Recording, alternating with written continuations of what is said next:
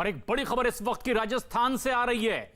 गहलोत ने मंत्रियों के इस्तीफे ले लिए हैं और सभी मंत्रियों के इस्तीफे ले लिए गए हैं। मुख्यमंत्री अशोक गहलोत ने सभी मंत्रियों के इस्तीफे ले लिए और कल मंत्रिमंडल में एक बड़ा फेरबदल देखा जा सकता है।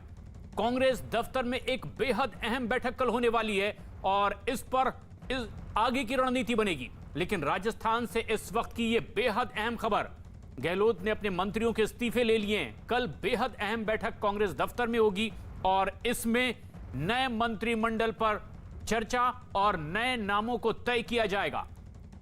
हमारे सहयोगी भवानी सिंह की इस वक्त की ये एक बेहद अहम खबर। ऐसे में जबकि कल ही गहलोत मंत्रिमंडल से 3 मंत्रियों ने इस्तीफा दे दिया था और सीएम गहलोत ने उनके इस्तीफे स्वीकार कर लिए, लेकिन अब सभी मंत्रियों के इस्तीफे उन्होंने ले लिए हैं और कल राजस्थान मंत्रिमंडल में फेरबदल देखा जा सकता है। लेकिन उससे पहले कांग्रेस दफ्तर में एक बैठक होनी है कल और इसमें माना यह जा रहा है कि उन नामों को तय किया जाएगा जिसमें सामंजस्य बनाते हुए तमाम लोगों को जगह देने की कोशिश होगी। इससे पहले कांग्रेस के राजस्थान प्रभारी भी वहां पहुंचे हुए थे और उन्होंने भी कहा है कि 3 मंत्रियों ने इस्तीफा दिया। भवानी हमारे सहयोगी फोन लाइन पर मौजूद हैं। भवानी, अब तमाम मंत्रियों का इस्तीफा ले लिया गया है, किस तरह से आगे कदम बढ़ाने की यह कोशिश है? देखिए, आज अभी मंत्रिपरिषद की मीटिंग हुई, उसमें जो गोविंद सिंह डोटासरा प्रदेश अध्यक्ष, उन्होंने प्रस्ताव रखा कि सभी मंत्री इस्तीफा दें। उसके बाद में सभी ने इस्तीफे दे दिए। इस्तीफे मुख्यमंत्री अशोक गहलोत को दिए जा चुके हैं।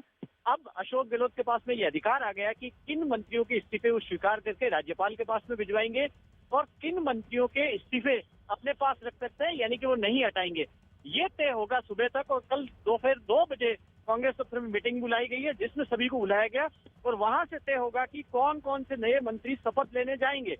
सभी के इस्तीफे लेने का मतलब ये नहीं है कि सभी को हटा दिया गया मंत्री पद से। सभी से इस्तीफे लेने का मतलब ये हुआ कि अब मुख्यमंत्री के पास अधिकार आ गया कि वो कितने को मंत्री पद से हटाएंगे और कितनों को रखेंगे, और चाहे तो सबको हटाकर राज्यपाल के पास भेज सकते हैं। कल पूरा नया मंत्रिमंडल हो सकता है और ये भी हो सकता है कि इसमें से वो 5-6 जितने पार्टी तय करती है उसमें मंत्री हटाएं और उसके बाद में बाकी को रख सकते हैं।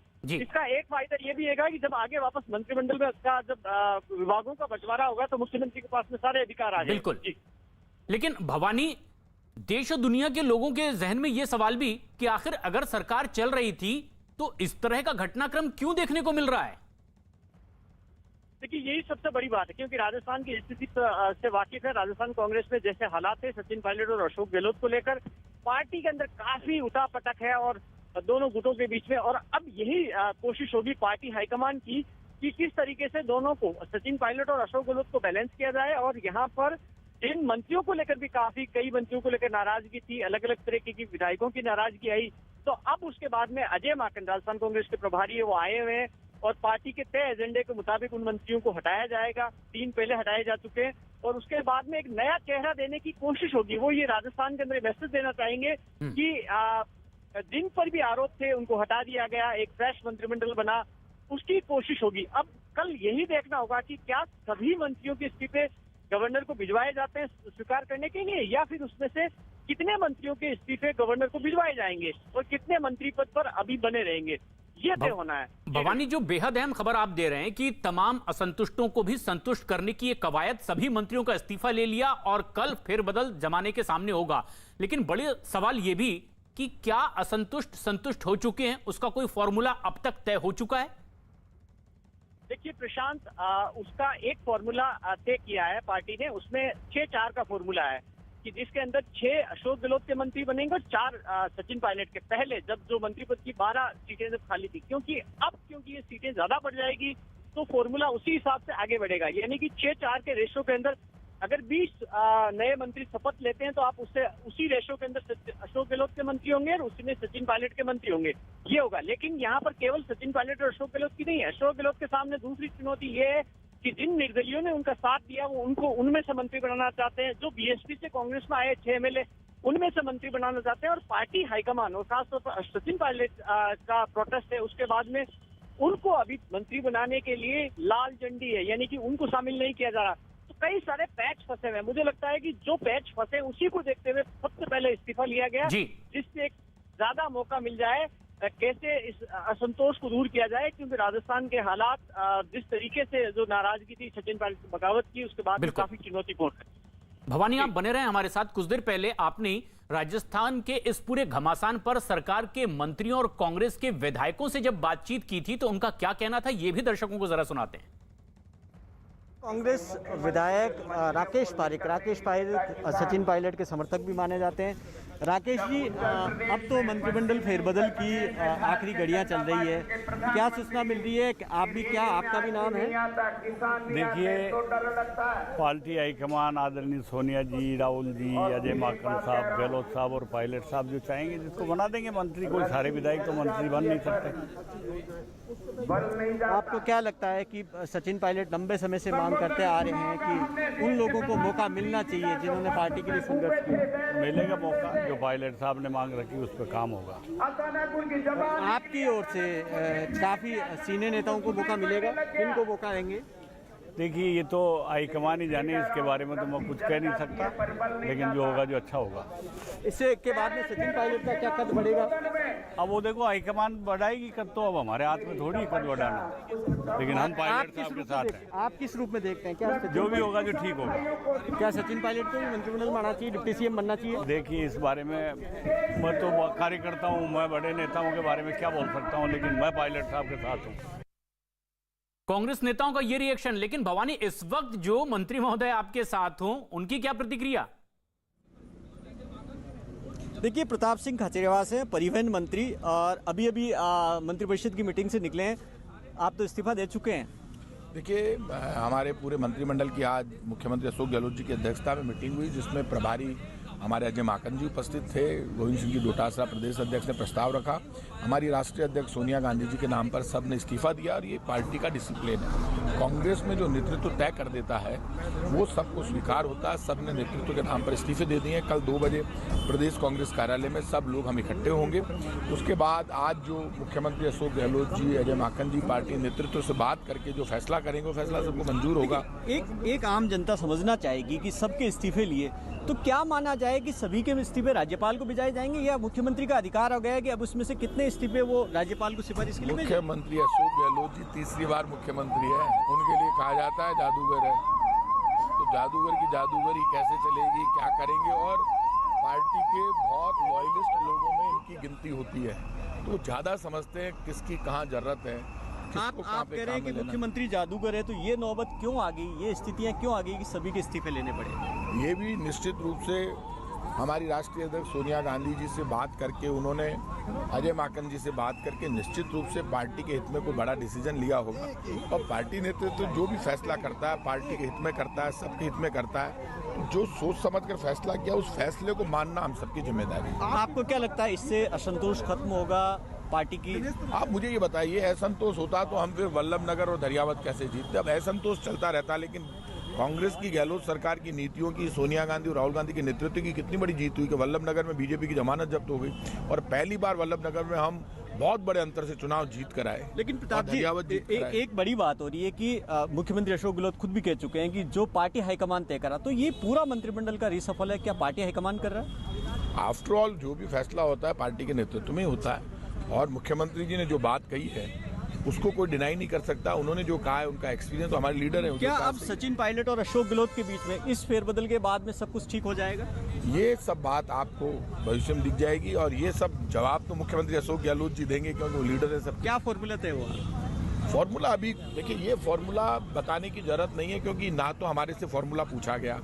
ये फॉर्मूला तो मुख्यमंत्री अशोक गहलोत जी, माकन साहब, पार्टी के नेतृत्व सोनिया गांधी जी, राहुल गांधी जी से बात करके तय करेंगे। क्या फार्मूला वो दोनों तय कर रहे हैं, ये तो भविष्य के घर में कल दिख जाएगा। कल 4 बजे शपथ ग्रहण समारोह 2 बजे प्रदेश कांग्रेस कार्यालय में बुलाया है, तो अब आप लोगों ने 4 बजे घोषित कर दी है, तो 2 बजे से 4 बजे के बीच में कितना टाइम लगता है देख लीजिए। शुक्रिया। तो प्रताप सिंह खाचरियावास जो बात बता रहे हैं, 3 चीजें हैं, 3 बातें वो बोल रहे हैं। एक तो सभी मंत्रियों से इस्तीफा लिया, मुख्यमंत्री का अधिकार है कि उनमें से कितने इस्तीफे स्वीकार करते हैं या सबके स्वीकार करते हैं। ये तस्वीर साफ होगी कल 2 बजे, जब जिन मंत्रियों को शपथ के लिए कहा जाएगा कि उनको राजभवन जाना है। एक दूसरी बात है कि जो असंतोष की बात है, सवाल ये है कि क्या इससे सचिन पायलट और अशोक गहलोत के बीच में जो तनातनी चल रही थी, राजस्थान कांग्रेस के अंदर जो टकराव चल रहा है, क्या वो खत्म होगा? और क्या फॉर्मूला है, ये देखना होगा कि कल किस फॉर्मूले के तहत कितने मंत्री अशोक गहलोत के बनते हैं, कितने सचिन पायलट के बनते हैं, और इनमें से कितने मंत्रियों की छुट्टी होती है, और छुट्टी होती है वो किस गुट के हैं, ये भी देखना होगा। जी प्रशांत। भवानी, लेकिन क्या बगैर इस्तीफे लिए अंदरूनी हालात और बेहतर नहीं किए जा सकते थे? देखिए, ये काफ़ी मुश्किल है, क्योंकि अंदरूनी हालात पहले ठीक करने की काफ़ी कोशिश की गई है। ये पहली बार ऐसा नहीं है। इससे पहले राजस्थान के अंदर सचिन पायलट लंबे समय से एक मांग करते आ रहे थे कि सत्ता और संगठन में उनको भागीदारी दी जाए, उनको मतलब उनके गुट को भागीदारी दी जाए, चाहे पॉलिटिकल अपॉइंटमेंट हो, चाहे मंत्रिमंडल को लेकर। लेकिन वो बात हुई नहीं। उसके बाद में जो आपको पता है कि राजस्थान के अंदर प्रभारी चेंज करना पड़ा। यहाँ पर अजय माकन को बाद में प्रभारी लगाया गया, क्योंकि जो पहले प्रभारी थे उन पर आरोप लगा था कि वो अशोक गहलोत का फेवर कर रहे हैं। उसके बाद में प्रभारी चेंज किया, और अजय माकन काफ़ी टाइम से कोशिश कर रहे थे कि सचिन पायलट और अशोक गहलोत में कैसे तालमेल बिठाया जाए, कैसे राजस्थान कांग्रेस के अंदर जो असंतोष है उसको खत्म किया जाए, लेकिन उसमें कामयाबी मिली नहीं। इसीलिए बिल्कुल भवानी, आप बने रहे हमारे साथ। अशोक लाहोटी बीजेपी के इस वक्त हमसे सीधे जुड़ रहे हैं। अशोक लाहोटी साहब, राजस्थान के इस घटनाक्रम को आप कैसे देखते हैं जब गहलोत मंत्रिमंडल के तमाम मंत्रियों के इस्तीफे लिए गए? मैं ये मानता हूँ कि गहलोत सरकार पूर्ण रूप से फेल हो चुकी है। 3 साल में देखिए, आप इनके 22 लोग पहले से मंत्रिमंडल में हैं, इन्होंने सबके इस्तीफे लिए हैं। 34 ऐसे लोग हैं जो इनकी उसी कैटेगरी से बाहर हो रहे हैं, जो फर्स्ट टाइमर है, जिनको ये मंत्री नहीं बनाएंगे। केवल 30-35 लोगों में से इनको मंत्रिमंडल चुनना था, और 3 साल हो गए इनको ये कवायद करते हुए। पूरे राजस्थान का डेवलपमेंट रोक करके, राजस्थान का विकास रोक करके, उनको जैसे इनका मंत्रिमंडल होगा, मैं गारंटी के साथ कह सकता हूँ कि 1 महीने के अंदर ये सरकार विदा हो जाएगी। अशोक लाहोटी साहब, लेकिन इस तरह के दावे आप पिछले कई महीनों से कर रहे हैं कि बस अब कुछ दिन और, लेकिन ये तो दावा नहीं किया था जी। आज भी आपको ये कह रहा हूँ कि ये बिल्कुल एक्सेप्शनल सरकार है। जिन सरकार के 30 लोगों में से अपना मंत्रिमंडल नहीं चुन सकते हो, ये भी 70 लोग इनकी कैटेगरी से बाहर हो रहे हैं। 30-35 लोग, 40 लोग जो बच रहे हैं, उसमें भी इनको मंत्रिमंडल चुनना, जिसको लेकर 3 साल हो गए। फिर उसमें भी मैं कह रहा हूँ कि इनकी जैसे मंत्रिमंडल होगा, इनमें असंतोष इतना ज्यादा है कि ये सरकार चल नहीं पाएगी। ये घुटनों की बल टिकेगी सरकार 1 महीने के अंदर। अशोक लाहोटी साहब, आप प्रमुख विपक्षी दल है वहां की, आखिर प्रदेश में इस तरह की हालात क्यों बने? क्या आप लोगों का ऑब्जर्वेशन है? देखिए, कांग्रेस सरकार जो है, ये इस बार इनका आपसी झगड़ा, इनकी आपसी महत्वाकांक्षा, इनके यहाँ मेहनत सचिन पायलट जी ने की, मुख्यमंत्री अशोक गहलोत जी बन गए, सचिन पायलट जी की वहाँ बिल्कुल हाशिए पे डाल दिया गया। उनके लोग अपने आप को ठगा हुआ महसूस कर रहे हैं। राजस्थान की जनता ट्राई कर रही है। हर मोर्चे पर ये सरकार फेल हुई है।